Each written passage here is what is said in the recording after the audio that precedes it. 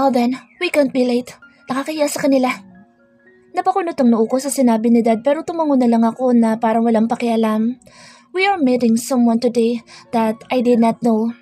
Dad said that we need to do this for our business para mas malawak pa maging koneksyon at para mas lumaki pa ang negosyo.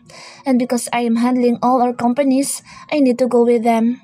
Habang papasok ako sa kotse ko, biglang nag-vibrate ang phone ko kaya kaagad ko yung nilabas mula sa bulsa ng slacks na suot ko.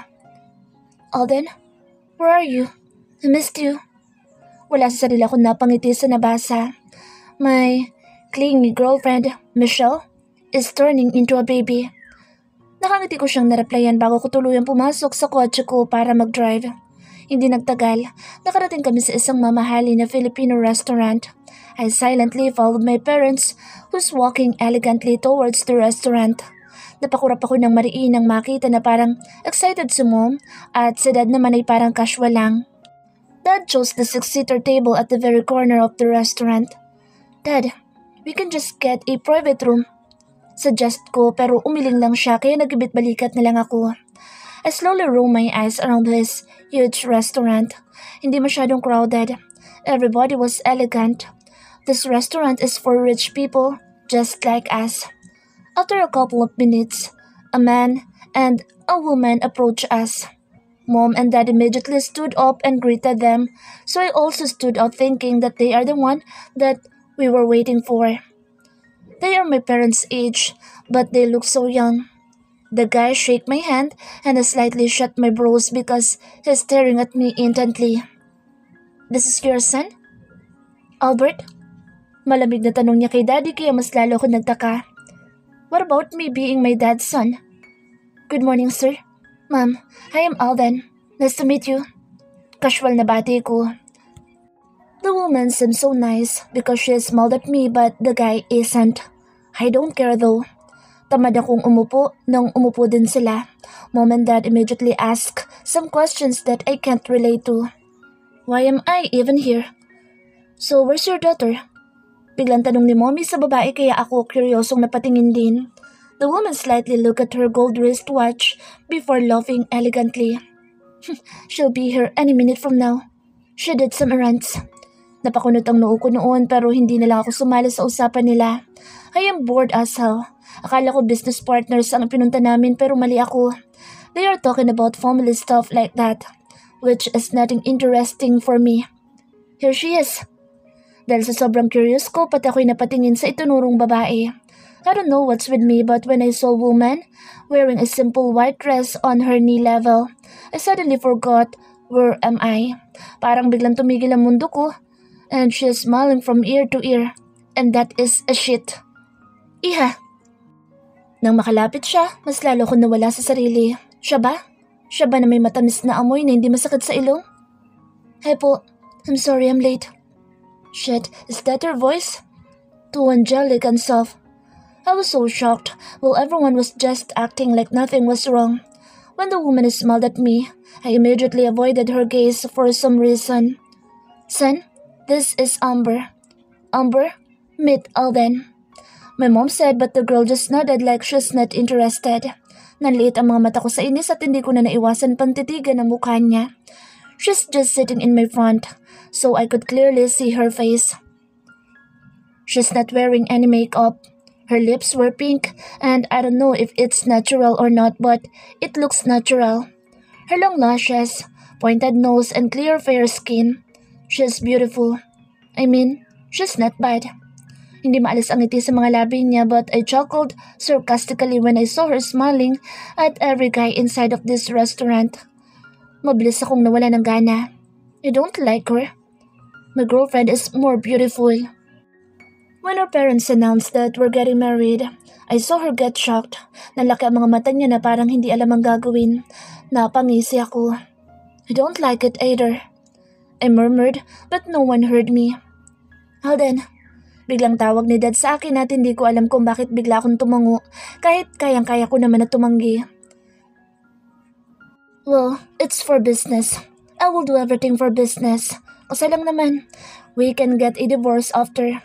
And I have dual citizenship, so I'll marry Michelle after this. Nang makauwi sa kondo ko, yun lang ang naging laman ng isip ko. I'll get married. What's your name? Amber? Yeah, Amber. You're getting married? Alam ba ni Michelle ito? Gulat na sabi ni Dave nang mabanggit ko sa kanila. My girlfriend's face suddenly popped up in my head. I know she'll get hurt, but I will make her understand. Besides, she is the one I love. Hindi pa. I bet the woman is rich. For business? What's her name?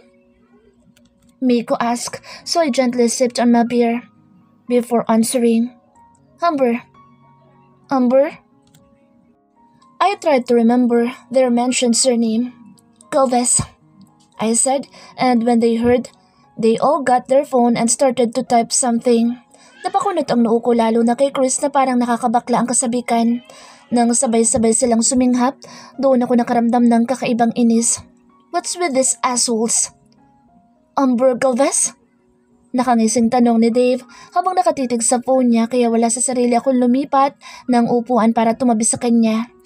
I saw that he googled the name that I mentioned. Damn you! Inis na sigaw ko sa kamabilis na inagaw ang phone niya. Wala sa sarili kong tiningnan bawat litrato na lumabas. She's dumb. Sure ka? O ayaw mo? I can marry her instead. Inis kong binatong phone ni Dave sa kamabilis na umalis para umuwi sa kondo ko. I am pissed and I don't know why. What? You're getting married? What about me? Tinignan ko kung paano dumaloy ang mga luha sa pisngi ni Michelle. Kaagad ko siyang niyakap ng mahigpit sa kapinatakan ng maraming halik sa buhok. For business, sa'yo pa rin ako. I whispered. I love Michelle. I will probably marry her after this. We've been together for how many years? She's my only love. I will marry her. My wedding has come. I did not invite one of my friends. Why? Because this is just a wedding without love, and I don't want to see them. I am pissed. Amber Galvez, Abellano. I gave my name to a girl that I had just met. I got married to her. Is this a good idea? Alden, sabi ko pa rin. Pumayag ako na magpapakasal ka pero minsan na lang tayo magkita. Napabuntong hininga ako sa kawala sa sarili na bumangon mula sa kama dito sa kwarto na para sa akin sa bahay namin. Bahay namin na regalo ng mga magulang namin. Matapos ang kasal. Our first night in this huge house. Marunong ba magluto iyon? I bet she can't. Pupunta ako ngayon. Sabi ko sa umiiyak na girlfriend kaya unti-unti siyang tumahan.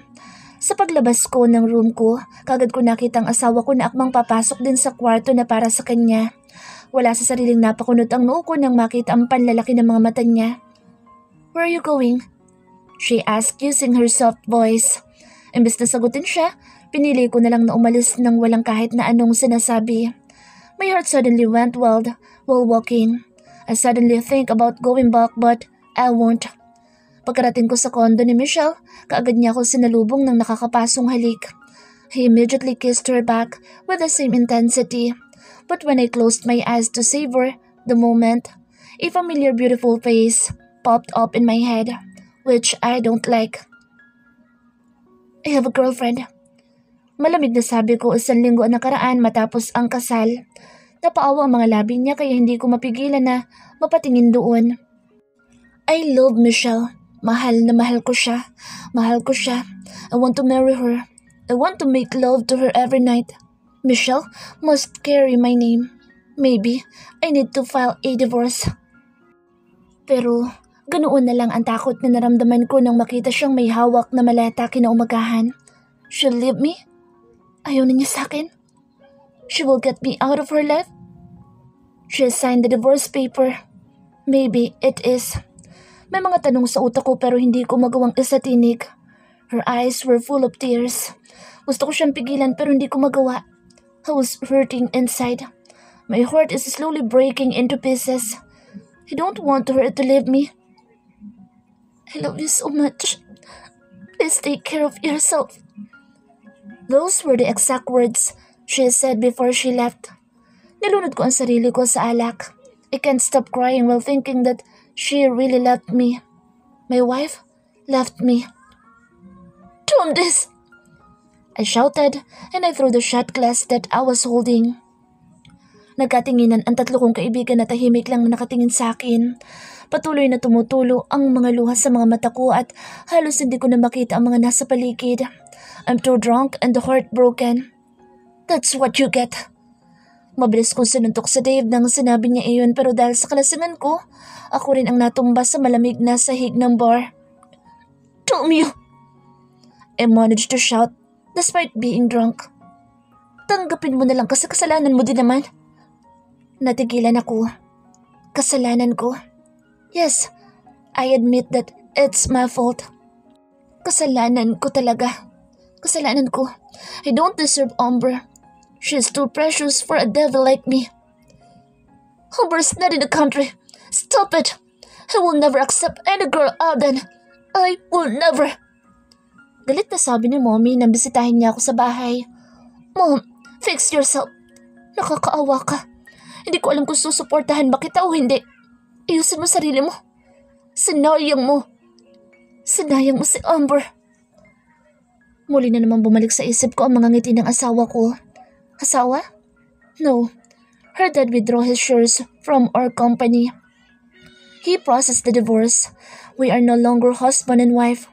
Her memories will remain as history. Alden, ano ba? Binabagsak mo ang negosyo? Nakatanggap ako mula kay daddy na isang malakas na sunto kaya kagad ko naramdaman ang pagdaloy ng dugo mula sa gilid ng labi ko. Dad, stop! Fix yourself or I will get everything from you. Para ko natauhan sa sinabi niya. Galing sa office, dali-dali akong umuwi sa bahay sa kadare-diretsong pumunta sa painting room ni Amber. Pumungay ang mga mata ko nang makita ang malaking painting ng mukha ko. She made this one for me. This is for me. Please wipe. I will be a better version of myself for you. Manang, pakilinisan po araw-araw. Malamig na utos ko. I fixed myself. I am able to work again for good. Nalinis ko ang mga kalat na nagawa ko sa negosyo pero hinahanap-hanap ko pa rin siya. Hindi ako makatulog sa gabi. I am dreaming of my wife's kisses. I am wanting her every day. I want her hugs and kisses. Where is she? I don't know. Alden! Nalaki ang mga mata ko nang makita na sinugatan ni Michelle ang palapulsuhan niya gamit ang matalim na kutsilyo. Wala na akong maramdaman ngayon sa kanya kundi awa. I felt out of love. I want to break but I can't. Michelle, ano ba? Galit na sigaw ko pero umiyak lang siya ng umiyak. Hanggang sa susugatan niya ulit sana ang sarili niya pero galit na galit kong sinipa ang kutsilyo sa kamay niya kaya mabilis niyang nabitawan. I will kill myself if you leave me. I will kill myself. Napahilot ako sa sentido ko dahil doon. Damn this life. Shit, pwede ba? My wife left me because of the promise that I want to fulfill with you. But damn, I love her. Lang yan naman, Michelle. Can't you see? I am not the same Alden that you knew. No. I love you. Don't leave me. Magpapakamatay ako. Gabi-gabi ka makukonsensya. Ano bang hinahabol mo? Ang malanding yun? Tinapon ko na malakas ang vase dito sa condo niya. Kaya natigil siya sa pagsasalita. We're both crazy here. We are both crazy. I am slowly going crazy while thinking about my wife. Saan ko siya hanapin? Every man that I heard was useless. Shut up! I will kill myself, Alden. Try me. I will kill myself if you break up with me. Nakakulong ako sa konsensya na daladala ko. Hindi ako makakilos ng maayos. I am useless and coward. Gusto ko lang naman magmahal. I want to love my wife. Pero bakit ang daming pumipikil? Is it my fault if I fell in love with her? I maybe loved Michelle before but not as strong as this. I am completely lost without Amber. I am completely ruined. Many years have already passed. I am longing for her smile, love, and soft voice. I am longing for my wife. I want my wife. Alden Abellano. Seeing my surname hurt me that much. Amber once used it. Abellano. Amber Abellano. Where are you? Alden, ano ba? Michelle, I have work! Galit na sigaw ko nang tumawag siya. Alden, I have a wound. I cut myself. Puntahan mo ako, please. Napapikit ako ng mariin sa kanapahilot sa sentido ko. Tom, this life. Tom, everything. Asawa ko lang naman ang iniintay kong bumalik. Bakit ganito? Why do I need to suffer like this? I know I deserve this for hurting her over and over again when we were still together. If I were her, I would leave me also. I don't deserve her. How can I deserve her if I am a cheater? Papagpanggap. Paano kung bumalik siya? Dave asked while we were drinking inside this huge bar. Kapag bumalik siya, I will love her. Sagot ko. He smirked. Ipaglalaban mo? Wala sa sarili akong tumango. Paano kung may iba na? Tanong ni Chris kaya nabitawan ko ang basong hawak. May iba? Amber with another guy suddenly popped up on my head. Kaya ko ba? Of course not. Paano nga kung may iba? Aagawin ko? I love her. Sagot kong muli. Hindi ko kaya makita siya na may iba. Hindi ko kaya. I rebuilt myself for her. Binago ko ang sarili ko para pagbalik niya matanggap niya ako. I want her to love me again because I love her so much. Mahal na mahal ko siya. What about Michelle? I sigh. I love Amber so bad. I love her. Iniisip ko nga kung minahal ko nga ba si Michelle dahil sa klase ng pagmamahal ko ngayon kay Amber. Walang-wala yun. They all sigh and nodded. You love Michelle, pero mahal na mahal mo si Amber. Mahal na mahal mo siya. Hindi kita masisisi. Woman like her is not hard to love. Saglit kong sinamaan ang tingin sa Dave dahil sa sinabi niya pero kalaunan hindi ko nalang pinansin. I promised myself that when she came back, I would let her feel how much I love her. I will let her feel that I really treasure her. I will be brave this time to face my feelings. Wala sa sarili ako napatitig sa baso. Unti-unti itong nawala sa paningin ko. I sweetly smiled until my eyes went back to my wife. She's sleeping next to me. Wake up. Malambing na bulong ko sa kamarahan na pinatakan ng munting halik ang leeg niya. I will deal with her dad later for sleeping her again. For now, I will enjoy every second of us alone. Alden! Medyo inis ngunit paos na sabi niya kaya napatawa ko ng mahina. What is it? She rolled her eyes. Umalis ka sa ibabaw ko? I bit my lower lip and tried to kiss her but she avoided her lips from me. Napadaing ako ng mahina pero umirap lang siya. Pissed? Asar ko pero muli lang siyang umirap saka malakas akong itinulak paalis sa ibabaw niya pero dahil mas malakas ako, hindi iyon natuloy. Let me meet Michelle then. Biglang nagdilim ang mga mata ko sa sinabi niya. No. Matigas na sabi ko kaya napanguso siya. Why? Bigla-bigla ko siyang hinalikan sa mga labi na kaagad niya namang tinugon. Habang kahalikan siya, dahan-dahan kong inabot mula sa bulsa ng pantalon ko na nakalagay sa bedside table ang sing-sing na matagal ko nang hinanda. I am planning our future inside my head. Sigurado na ako dito. When she was about to pull the comforter, I immediately slid the ring on her ring finger. Let's get married? I asked while kissing her neck. She's shocked. I know, but I want to marry her for real. I want to marry her again, and this time, we both love each other. Alden! I chuckled and kissed her again on the lips. Just say yes. Asar ko at sa puntong iyon, siya na mismo ang humalik sa mga labi ko ng mapangahas at puno ng pagnanasa. And I get it. That's a yes. Napangiti ako ng matamis sa kaunti-unti nang pinaramdam sa kanya kung gaano ko siya kamahal. Mahal na halos ikabaliw ko na ang nararamdaman ko. I love her so much. Hindi ko na uulitin pa ang mga ginawa ko noon. Nagsisisi ako. Pinagsisisihan ko lahat ng sakit na ibinigay ko sa kanya. We will both build our future. Together, we will make new memories with our heart beating so fast.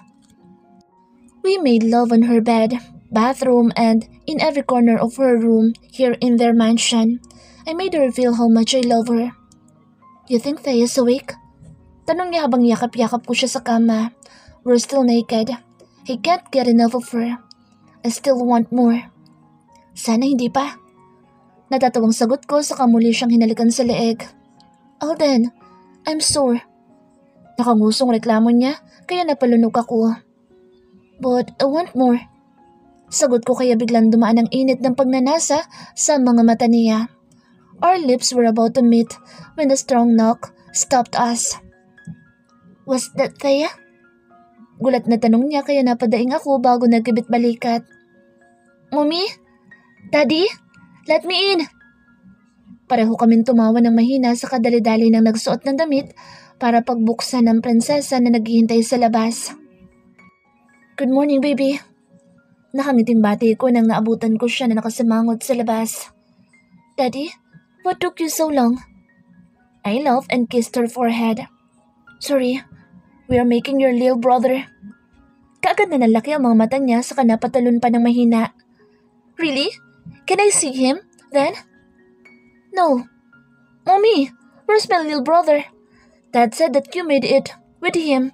Where is he? Nalaki ang mga mata ko sa gulat at ganoon din si Amber. What? She mouthed at me, but I just shook my head and laughed. I love them both. I love you. Malambing na sabi ko sa mabilis siyang nilapitan para yakapin ng mahigpit. Dad, where's my brother? Inis na tanong na ni Thea dahil nilibot na niya ang buong kwarto. He's here. Sagot ko sa kamarahan na hinimas ang maliit na tiyan ni Amber. What?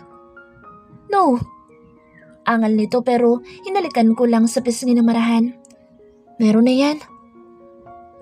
Marami man ang nangyari. Nagpapasalamat ako na nandito pa rin siya sa tabi ko. I'm so excited to let her carry my name again. Ibabalik ko lang ang talagang para sa kanya. Real love is not just sacrifice.